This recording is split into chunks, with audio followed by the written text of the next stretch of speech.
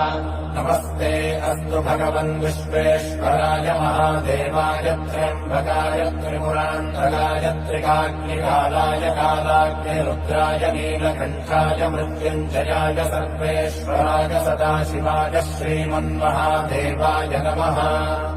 नमो हिरण्यवाहवे सेनान्ये दिशाम् च पतये नमो नमो वृक्षेभ्यो हरिकेशेभ्यः पशूनाम् पतये नमो नमस्तस्मिञ्जराय श्रीमते पथीनाम् पतये नमो नमो बभ्रुषाय विव्याधिरेन्द्राणाम् पतये नमो नमो हरिकेशायोपवीतिरे पुष्टानाम् पतये नमो नमो भवस्य हेत्यै जगताम् पतये नमो नमो रुद्राय तथा विदे क्षेत्राणाम् पतये नमो नमः सूताय हन्त्याय वनानाम् पतये नमो नमो रोहिताय स्थपतये वृक्षाणाम् पतये नमो नमो मन्त्रि